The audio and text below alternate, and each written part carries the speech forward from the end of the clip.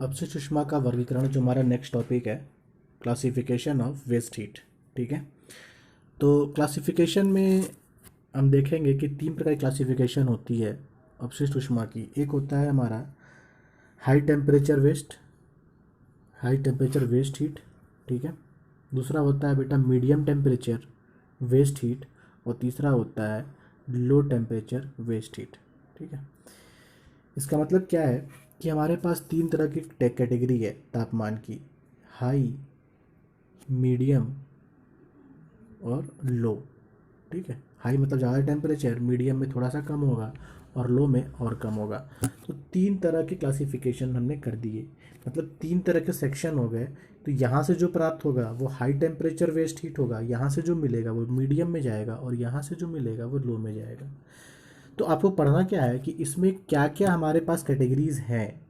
ठीक है, क्या क्या कैटेगरीज हैं और उनके कौन कौन से हमारे पास स्रोत हैं, क्या क्या सोर्सेज हैं जिनसे हाई टेम्परेचर वेस्ट हीट प्राप्त होता है या मीडियम या लो टेम्परेचर प्राप्त होता है। तो यहाँ पे आपको स्क्रीन पे दिखाई दे रहा होगा, जैसे जितने हमारे पास डिवाइसेस रिफाइनिंग के हैं, रिफाइनिंग फर्नेस या भट्टियाँ जो हैं, शोधन भट्टियाँ जिसे कहते हो, चाहे वो निकल की हो, एल्युमिनियम की हो, जस्ते की हो, कॉपर की हो, इस्पात की हीटिंग का फर्नेस हो, कॉपर हीटिंग का फर्नेस हो, आप टेम्परेचर देखते चले जाओ। सामने लगभग लगभग 1300 से 1600, 1650, 600 से 700। ठीक है, लगभग लगभग टेम्परेचर देखो यहाँ पे भी 900 से 1000। एक रेंज समझ में आ रहा है टेम्परेचर का। क्या समझ में आ रहा है कि मैक्सिमम 1600 1700 डिग्री सेल्सियस। ठीक है, और मिनिमम आप देखो 650, 600 650 डिग्री सेल्सियस। क्या क्या हमारे पास और चीज़ें हैं, देखो क्या क्या है। कॉपर देखा, इस्पात है, कॉपर। ठीक है, भट्टी है, ओपन हर्ट फर्नेस है। ठीक है, चूल्हा भट्टी से कहते हैं। सीमेंट का जो हमारा भट्टी होता है, ग्लास पिघलाने की भट्टी है, हाइड्रोजन की भट्टी है, कोई सॉलिड वेस्ट जो इंसिस्टर होता है, मतलब इंसिनरेटर होता है जिसे हम अपशिष्ट को गलाते हैं जिसमें। ठीक है, उसकी बात की जा रही है। तो ये टेम्परेचर अप्रॉक्स आपको मिलेगा 600 से 650 डिग्री सेल्सियस से लेकर के 1700 डिग्री सेल्सियस के आसपास, एक मोटा मोटा। तो इस रेंज में आने वाले सारे वो स्रोत जिनसे हाई टेम्परेचर प्राप्त होता है, और इसमें जो प्रोसेस लगाया जाता है रिकवरी का, वेस्ट हीट रिकवरी का जो यूज किया जाता है, जो मेथड, उसे बोलते हैं high temperature waste heat recovery system. और इसको बोलेंगे, इन संस्था या इन भट्टियों को या फिर इन स्रोतों को बोलते हैं, क्या बोलते हैं, हाई टेम्परेचर वेस्ट हीट। ठीक है, हाई टेम्परेचर वेस्ट हीट यानी उच्च तापमान अपशिष्ट ऊष्मा। ठीक है, ये हमारा ये हो गया। ऐसे सेकंड हमारे पास जो है आप देखो मीडियम टेम्परेचर की बात होगी, और मीडियम टेम्परेचर में आप ये देखोगे कि क्या क्या हमारे पास है। जैसे स्टीम का बॉयलर है, ठीक है, गैस टरबाइन है, रेसिप्रोकेटिंग इंजन है, ठीक है, हीट ट्रीटमेंट फर्नेस है, बेकिंग ओवेंस हैं, पटाखे बनाने की जो फैक्ट्रीज हैं। ठीक है, कूलिंग सिस्टम है। जहाँ टेम्परेचर का रेंज आप देख सकते हो 650 से नीचे है, और लगभग लगभग 200 से 250 डिग्री सेल्सियस है। तो हम एक प्रॉक्स कह सकते हैं कि 250 से लेकर 650 डिग्री सेल्सियस के बीच के टेम्परेचर में जो भी हमारे संस्था इंस्टीट्यूशंस आएंगे, या सॉरी जो भी हमारी फैक्ट्रीज आएंगी, ठीक है, इंडस्ट्रीज आएंगी उनको मीडियम टेम्परेचर वेस्ट हीट की कैटेगरी में इनलिस्ट करेंगे। और यहाँ जो प्रोसेस इन्वॉल्व होता है रिकवरी करने का, हीट को, सिर्फ हीट को प्रोड्यूस नहीं करना है। हीट को प्रोड्यूस तो आप इतना कर ही रहे हो, कितना कर रहे हो, आप इस टेम्परेचर तक कर ही रहे हो। इस हीट को हमें पुनः प्राप्त करना है। तो जो मेथड्स यहाँ लगाए जाएंगे, जो भी तरीके लगाए जाएंगे, वो आ जाएगा हमारा medium temperature waste heat recovery system. ठीक है, अर्थात मध्यम तापमान अपशिष्ट ऊष्मा पुनः प्राप्ति चक्रण। ठीक है, ऐसे हमारे पास लो टेम्परेचर का भी वेरिएशन है। लो टेम्परेचर में आप देखोगे तो आपके पास एक लिस्ट यहाँ पे दिखाई दे रही है। ठीक है, जहाँ टेम्परेचर आपके पास मैक्सिमम 80 से 90 डिग्री सेल्सियस, मिनिमम 30 से 32 भी है। तो आप मोटा मोटा कह सकते हो 25 डिग्री सेल्सियस जो रूम टेम्परेचर हमारा होता है, यहाँ से लेकर के अप्रॉक्स 100 डिग्री सेल्सियस तक का जो हमारे पास कोई इंडस्ट्री है, कोई मैन्युफैक्चरिंग हमारा हो रहा है, कुछ भी क्रिया हो रही है, उद्योग धंधे हैं, वो इसके कैटेगरी में आ जाते हैं। क्या क्या जैसे है, प्रोसेस सिस्टम कंडेंसेट है, फर्नेस से दरवाजे से ठंडा पानी जो है, बियरिंग्स हमारी हैं, बियरिंग्स मतलब जो फ़ैन वगैरह जो बियरिंग्स जो होती हैं, ठीक है, यहाँ पे आपने देखा होगा छर्रे जैसा होता है, गोल गोल बियरिंग्स होती हैं वो। वेल्डिंग मशीन जैसे हमारी है, ठीक है, कहीं मोल्डिंग प्रोसेस हो रहा है तो मोल्डिंग मशीन है, एयर कंप्रेशर है, पंप्स हैं, एनिलिंग फर्नेस है जहाँ पे ठंडा किया जाता है। तो जहाँ कम टेम्परेचर पे काम हो रहा है, कहने का अर्थ ये है कि जहाँ कम टेम्परेचर पे काम हो रहा है वहाँ पे हम, जहाँ 25 डिग्री सेल्सियस से लगभग 90 से 100 डिग्री सेल्सियस के बीच का टेम्परेचर है, ठीक है, तो वहाँ जो प्रोसेस होगा उसको हम कहेंगे क्या, low temperature waste heat system, ठीक है। और भी चीज़ें जैसे यहाँ पे हैं, टेम्परेचर आप देख सकते हो, ठीक है, जैसे कंबंशन इंजन है, ठीक है, लिक्विड स्टील कंडेंसर है, ठीक है, तो ये आप देख लेना, ओवंस वगैरह हैं, क्या क्या चीज़ें हैं, ठीक है। तो जहाँ पे ये हमारे प्रोसेस होंगे। अब ये बात होती है कि आखिर में सॉलिड या फिर किसी भी वेस्ट को हम जब रिकवरी करते हैं तो हमें क्या क्या लाभ प्राप्त होता है, ऐसा करते क्यों है, ठीक है। तो दो तरह की बातें यहाँ पे की जा रही हैं, एक होता है कि प्रत्यक्ष लाभ होता है, एक होता है अप्रत्यक्ष लाभ होता है, ठीक है। प्रत्यक्ष लाभ मतलब क्या हुआ कि डायरेक्ट रिकवरी प्रक्रिया की परफॉर्मेंस पे इफेक्ट पड़ता है, ठीक है। जैसे कि अगर आपने, मैंने जो एग्जांपल शुरू में दिया, लास्ट वीडियो में बताया था कि जैसे हम पानी गर्म तो कर रहे हैं, ठीक है, 100 डिग्री सेल्सियस तक, और हम डायरेक्ट इसका इस्तेमाल करते हैं, तो प्रत्यक्ष लाभ ये हुआ कि अगला जो, अगर इसके हम 50 डिग्री सेल्सियस यहाँ से हमारा वेस्ट बचा और इसको दोबारा हमने किसी में मिला दिया, तो अब हमें गर्म करने के लिए कम ऊर्जा की आवश्यकता होगी, ठीक है, इसको गर्म करने के लिए कम ऊर्जा की आवश्यकता होगी क्योंकि ऑलरेडी 50 डिग्री सेल्सियस यहाँ से इसको दिया जा रहा है, ठीक है।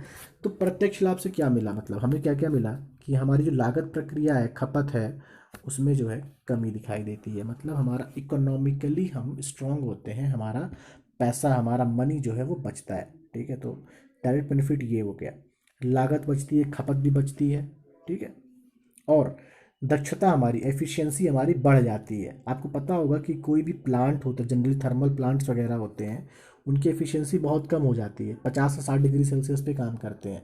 तो 50 60 डिग्री सेल्सियस आपने 100 का वर्क किया और आपको केवल 50% आपका वर्क हो रहा है, आपको आउटपुट मिल रहा है, तो 50% का लॉस हो रहा है। तो अगर हम इसमें वेस्ट को भी ऐड कर लें, जो वेस्ट मिला है, तो ज़रूर इसकी एफिशिएंसी को बढ़ा के हम 75% तक कर सकते हैं। तो कुल मिलाकर के एफिशिएंसी बढ़ा सकते हो अपने इंडस्ट्री की, अपने मशीन्स की, ठीक है, अपने प्रोसेस की। अब इनडायरेक्ट बेनिफिट्स क्या क्या होते हैं, देखो सबसे पहली चीज़ क्या है कि बार बार जब हम गैसेस जलाते हैं, देखो जलाने का मतलब क्या हुआ, जब हम ऊर्जा देते हैं, जैसे हमने कोयला जलाया, कोल, ठीक है, तो कोयला को जब बर्न करते हो तो क्या है, कोयला है क्या, कार्बन के ही तो है, कार्बन का रूप ही तो है, ठीक है। तो उससे क्या होता है, बहुत सारी गैसेस निकलती हैं, ठीक है।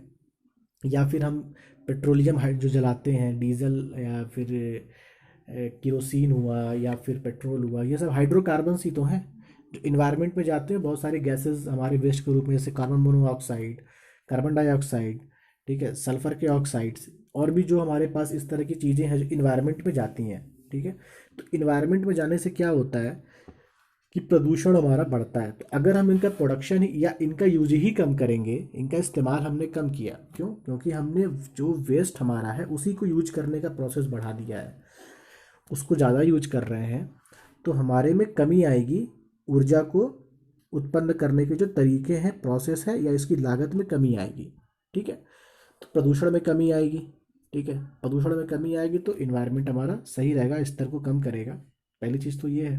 दूसरा क्या है कि जैसे जो हमारा उपकरण है, ठीक है, जहाँ से ईंधन के द्वारा ऊष्मा को प्राप्त किया जाता है, ठीक है, उसके आकार में भी कमी आएगी। कमी कैसे आएगी कि जैसे मान लो कि आपने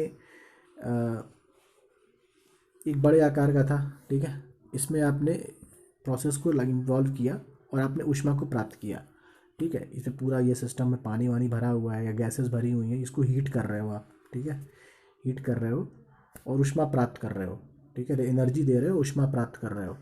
तो अगर मैं ऊष्मा को जो हीट प्राप्त हुई है दोबारा रीयूज करता हूँ, तो निश्चित तौर पे हमें एक छोटे आकार के इंस्ट्रूमेंट की या उपकरण की आवश्यकता पड़ेगी, ठीक है, क्योंकि हमारी मांग जो है वो वेस्ट से कुछ हद तक पूरी हो जा रही है। जो अपशिष्ट से हमारी मांग का एक बहुत बड़ा हिस्सा जो है वो पूरा हो जा रहा है। तो उपकरण के आकार में कमी होगी, आप पढ़ भी सकते हैं, यहाँ पे स्पष्ट लिखा हुआ है कि अपशिष्ट ऊष्मा की रिकवरी से ईंधन की खपत कम हो जाती है, जिससे उत्पादित गैसों में भी कमी होती है। ठीक है, चलो तो ये सब चीज़ें हैं। अगला पॉइंट हमारा ये है कि सहायक ऊर्जा खपत में कमी। जैसे अगर मान लो उपकरण के आकार में कमी हो रही है, तो उपकरणों के लिए जो और भी सहायक लगे, जैसे मान लो बॉयलर को ठंडा करने के लिए कूलिंग फैंस लगे हैं, ठीक है, या वहाँ पे बिजली के कुछ इंस्ट्रूमेंट्स लगे हैं, या पंप लगे हैं, तो अगर इनका आकार कम हो गया, ठीक है,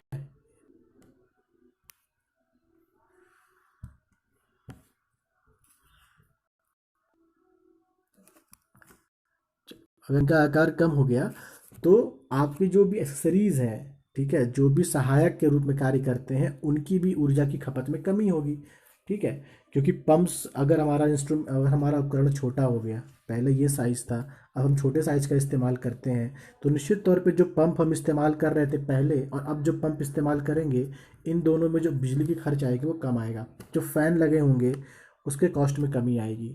ठीक है, जो और भी चीज़ें लगी होंगी, फ़ैन वगैरह जो भी लगा है यहाँ पे, ठीक है, तो जो भी चीज़ें ऑक्सिलरीज लगी हुई हैं वहाँ पे सहायता करने के लिए, ठीक है, उसकी भी ऊर्जा खपत में कमी आएगी। तो आफ्टर ऑल ये पूरे प्रोसेस से आपको कहीं ना कहीं प्रत्यक्ष अप्रत्यक्ष रूप से लाभ ही होता है अपशिष्ट ऊष्मा रिकवरी से। तो दो क्वेश्चन यहाँ पे बनता है।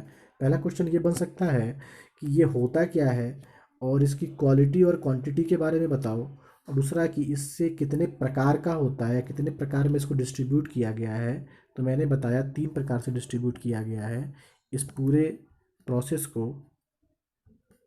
ठीक है, हाई टेम्परेचर, मीडियम टेम्परेचर और लो टेम्परेचर। ठीक है, और उसके बाद रिकवरी के क्या क्या लाभ होते हैं, तो लाभ के बारे में हमने पढ़ा, प्रत्यक्ष और अप्रत्यक्ष रूप से दो तरह के लाभ होते हैं। ठीक है, अब अगला है हमारे पास टॉपिक है को जनरेशन। ठीक है, तो कोजेनरेशन में हम देखते हैं कि कोजेनरेशन होता क्या है, इसका सिद्धांत क्या है। देखो ये होता क्या है, कोजेनरेशन मतलब क्या हुआ, को मतलब हुआ एक साथ। ठीक है, हिंदी में कह सकते हैं, इसको समझें तो सह उत्पादन, इसका एक वर्ड बन सकता है, सह उत्पादन। ठीक है, को जनरेशन। ठीक है, मतलब एक चीज़ का उत्पादन कर ही रहे हैं और साथ ही साथ दूसरे का भी उत्पादन हो रहा है या तीसरे का उत्पादन हो रहा है, तो सह उत्पादन होगा। ठीक है, तो को जनरेशन, अब जनरेशन की जब यहाँ पे जिस पॉइंट ऑफ व्यू की बात की जा रही है वो ये कहा जा रहा है कि जब भी हम बिजली पैदा करते हैं किसी भी थर्मल ऊर्जा द्वारा, तो दो चीज़ें प्राप्त की जाती हैं। ठीक है, जैसे अगर हम स्टीम पावर प्लांट की बात करें, ठीक है, गैसीय ताप ये थर्मल पावर स्टेशन की बात करें, तो वहाँ पे बिजली प्राप्त करने के लिए हमको स्टीम चाहिए, भाप चाहिए। ठीक है, और यही भाप जो है टरबाइन पे जाता है और टरबाइन रोटेट होती है, जिससे जनरेटर लगा होता है और हमको विद्युत उत्पादन होता है। ठीक है, भाप जो है टरबाइन को टकराती है, टरबाइन रोटेट करता है, जिससे एक जनरेटर या अल्टरनेटर अटैच होता है और जिससे विद्युत का उत्पादन होता है। तो सबसे पहले दो चीज़ें यहाँ पे हैं, आपको दो चीज़ें प्राप्त करनी है। एक तो आपको प्राप्त करना है विद्युत उत्पादन कर रहे हो, और सेकेंडरी उत्पादन कर रहे हो भाप का। तो भाप तो खुद से आएगा नहीं हवा में, तो भाप को भी हमें प्रोड्यूस करना पड़ता है, और भाप प्रोड्यूस करने के लिए आपको ऊर्जा देनी पड़ती है। ठीक है, तो कोजनरेशन का सिद्धांत यही है कि थर्मल ऊर्जा और विद्युत दोनों को पैदा किया जाता है एक ही तरीके से। ठीक है, अब देखो होता क्या है, एक मोटा मोटा मोटी सी बात है कि जैसे ही हम भाप को इस्तेमाल कर लिए, हमने भाप को इस्तेमाल, जैसे हमारी टरबाइन थी, ये हमारी टरबाइन है। ठीक है, ये टरबाइन है, ये रोटेट करती है और इस पे भाप आता है। ठीक है, इस पे भाप आता है, भाप ने टरबाइन को रोटेट कराया और रोटेट कराने से यहाँ जनरेटर लगा हुआ है और यहाँ से विद्युत ऊर्जा हमारी बन रही है। ठीक है, तो टरबाइन अगर रोटेट कर रहा है तो भाप के द्वारा, तो भाप को पैदा करने के लिए ही सारी की सारी ऊर्जा हम लगाते हैं। हमने भाप को कैसे पैदा किया, उत्पन्न किया, कि सबसे पहले हमने क्या किया कि ड्रिलिंग किया, और सबसे पहले कोयले को लिया, कोयले को छोटे छोटे पीसेस में किए, फिर उसको कोयले को हमने खूब सारे बारीक चूर्ण बनाया, बहुत महीन कर दिया। फिर उस कोयले को हम जलाते हैं फर्नेस में, भट्टी में, बहुत हाई टेम्परेचर पे। और जलाने के बाद उसको बहुत सारा टेम्परेचर देने के बाद हम पानी लेते हैं, एक डिस्टिल्ड वाटर लेते हैं जिसको बहुत प्योर पानी, जिसको हम बहुत गर्म करते हैं और उससे भाप उत्पन्न करते हैं। और उसी भाप को हम हाई प्रेशर के साथ उच्च उच्च दबाव के साथ इस पे रोटेट कर टरबाइन के शाफ्ट पे गिराते हैं, तो जिससे टरबाइन रोटेट करता है। ठीक है, तो टरबाइन रोटेट का प्रोसेस अपनी तरफ हो गया और ये भाप उत्पन्न करने का बहुत बड़ा प्रोसेस हो गया। तो एक बार जब हमने भाप को टरबाइन पे रोटेट कराया तो यहाँ से भाप क्या हुआ, भाप तो यहाँ से फिर पास हो गया, रोटेट करने के बाद भाप तो यहाँ चला गया। तो क्या दोबारा इस भाप को हम इस्तेमाल कर पा रहे हैं? यहीं से कॉन्सेप्ट आता है रिकवरी का, कि एक बार हमने भाप को इस्तेमाल कर लिया तो क्या इस भाप को दोबारा इस्तेमाल किया जा सकता है? तो हाँ। तो हम क्या करते हैं कि इस भाप को दोबारा इस्तेमाल करने के लिए, चूँकि पहले इसका टेम्परेचर ज़्यादा था, अब इसका टेम्परेचर थोड़ा सा कम हो जाएगा, तो दोबारा इस भाप को हम ले जाएंगे और फिर गर्म जो भाप हमारी हो रही थी, जो हमारा भाप प्रोडक्शन हो रहा था, जहाँ स्टीम बनाई जा रही थी, उसके साथ इसको हम मिक्स कर देंगे। और जैसे ही मिक्स करेंगे तो अब जो हमको पहले भाप बनाने में ज़्यादा ऊर्जा देने की आवश्यकता थी, अब हमें थोड़ी कम ऊर्जा की आवश्यकता पड़ेगी। ठीक है, तो ये पूरा कोजेनरेशन का सिद्धांत है। इसी के अंतर्गत हमको अपशिष्ट प्रबंधन, ऊष्मा के अपशिष्ट का उपयोग, जो वेस्ट हीट के बारे में हमने पढ़ा है, उसका इस्तेमाल किया जाता है। ठीक है, कोजेनरेशन के अंतर्गत ही वेस्ट हीट को यहाँ पे यूटिलाइज किया जाता है। ठीक है, तो आप इसको यहाँ पे एक बार देख भी सकते हो, एक वर्ड लिखा भी हुआ है कि ऊष्मा को पूरी तरह से इस्तेमाल किया जा सकता है। ठीक है, और यहाँ के एग्जाम्पल से हम समझते हैं। ठीक है, जैसे ये हमारे पास एक सब स्टेशन है। ठीक है, सब स्टेशन है, आप इसको समझो क्या क्या यहाँ पे है। ठीक है, चलो देखो क्या है कि ये बॉयलर है। ठीक है, बॉयलर से क्या होता है, पानी गर्म होता है। ठीक है, ऊर्जा आप देख रहे हो कितनी ज़्यादा ऊर्जा देनी पड़ रही है। कोल टू बॉयलर 100 गीगा जूल। ठीक है, ये बॉयलर हीट हुआ, गर्म हुआ, तो बॉयलर के अंदर क्या होगा, बहुत सारे, जैसे बॉयलर के अंदर जो है गैसेस होती हैं जिसको फ्लू गैसेस कहते हैं। ठीक है, बॉयलर से जब हम बर्न करते हैं, कोल के द्वारा बर्न, कोयला जलाते हैं, तो उसमें बॉयलर के, जैसे बॉयलर होता कैसे आप देखोगे ना, जैसे ये मान लो बॉयलर है। ठीक है, एक इस प्रकार से ट्यूब जैसा बॉयलर होता है। ठीक है, ट्यूब जैसा बॉयलर होता है पूरा, इसमें इसमें पानी भरा हुआ है। ठीक है, इसको स्टीम बनाना है, इसको पानी को हीट करके इसको भाप बनाना है। तो होता क्या है ना कि कोल के पार्टिकल्स इसके सरफेस पे चिपक जाते हैं, ऐसे ऐसे ऐसे ऐसे कोल के जो पार्टिकल्स होते हैं ना, छोटे छोटे जो जलते हैं, या जो राख जिसे कह सकते हो, वो कुछ कुछ चिपक जाती है।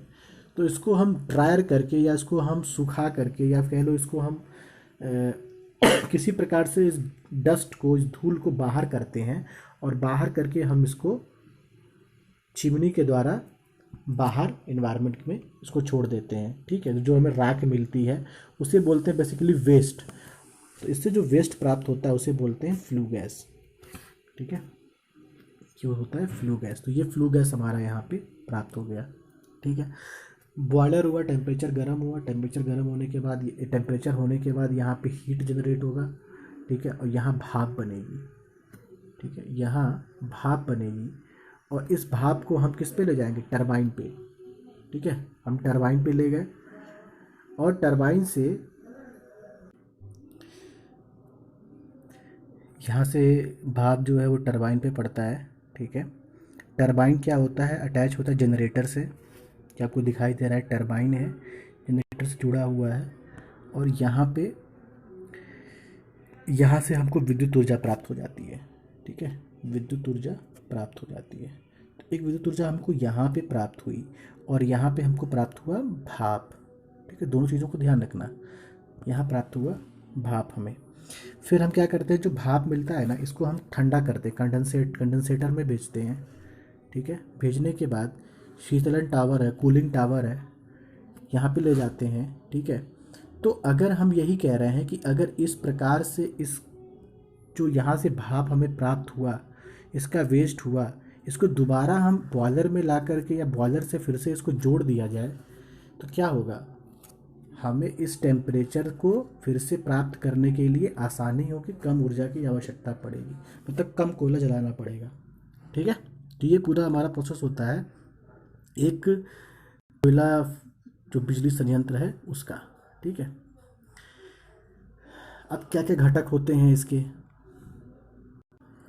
कुछ घटक होते हैं। जैसे क्या घटक होते हैं, अगर हम बात करें कोजेनरेशन में, तो एक समझो एक दिमाग में पावर प्लांट का पिक्चर रखो। ठीक है, तो पावर प्लांट का पिक्चर रखते ही क्या क्या समझ में आएगा कि एक हमारे पास प्राइम मूवर होगा, प्राइम मूवर जिसे रोटेट कराया जाता है, उसको ईंधन दिया जाता है जिसके लिए, जैसे फ्यूल सिस्टम हुआ, जैसे कोयला है, डीजल है, पेट्रोल है। जनरेटर होना चाहिए जिससे ऊर्जा प्राप्त होती है। ठीक है, जिससे विद्युत ऊर्जा प्राप्त होती है। एक हीट रिकवरी सिस्टम होना चाहिए जो वेस्ट हीट को दोबारा रिकवर करे, जो भी जैसे हमने भाप के बारे में बताया। एक कूलिंग सिस्टम होना चाहिए जो टेम्परेचर को ठंडा करता है। ठीक है, कंबंशन एंड वेंटिलेशन सिस्टम, दहन और संवातन वायु प्रणाली जिसे कहते हैं। कंट्रोल सिस्टम पूरे प्रोसेस के लिए, और एक संलग्नक जो होता है, इंक्लोजर होता है। तो कुल मिलाकर के सारी चीज़ें आप किसी भी पावर प्लांट में आराम से दिखाई दे सकती हैं। तो यहाँ पे देखोगे वो सारी चीज़ें इन्वॉल्व होती हैं। ठीक है, तो मोटा मोटा जो प्रोसेस है ना वो यही है। ठीक है, करना क्या है कि हमको कोजेनरेशन में विद्युत ऊर्जा के साथ साथ थर्मल एनर्जी, ठीक है, तापी ऊर्जा को भी प्राप्त करना है।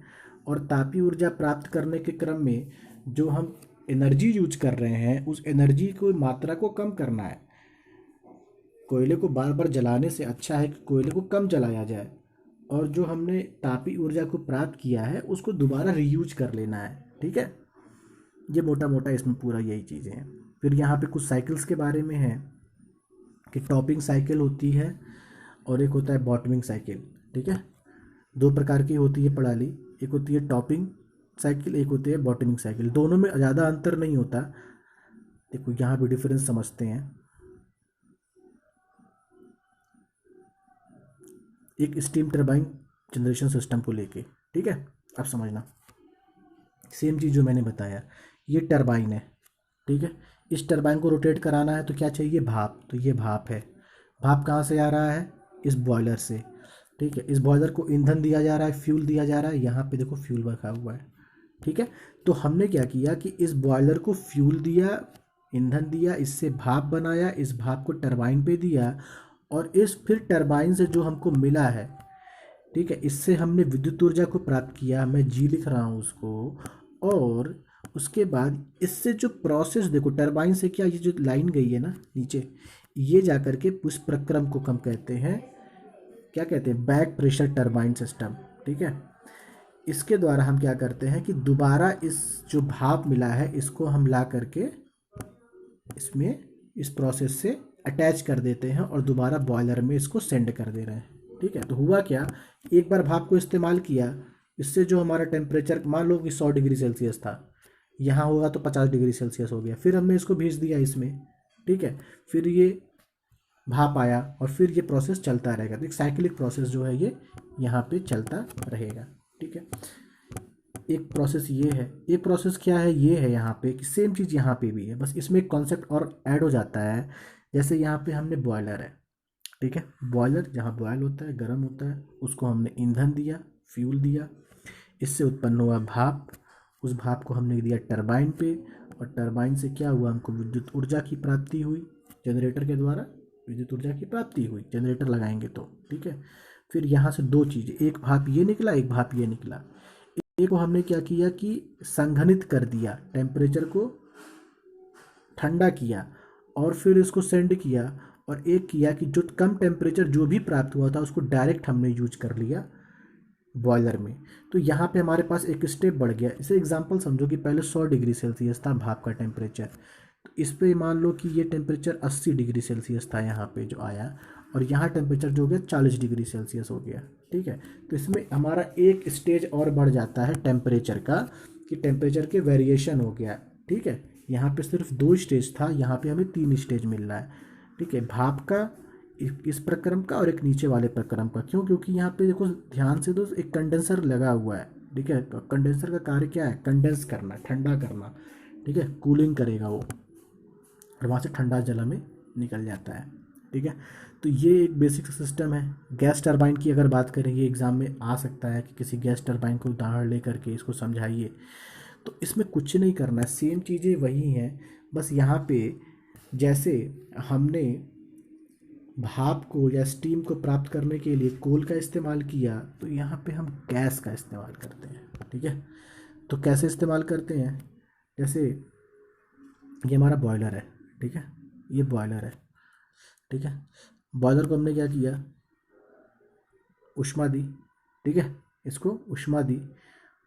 ठीक है, तो यहाँ से भाई जल दिया, जल से क्या मिला हमको? भाप मिला। ठीक है, अब हमने क्या किया कि इससे जो हमको आउटपुट मिला, ठीक है, इससे जो आउटपुट मिला है,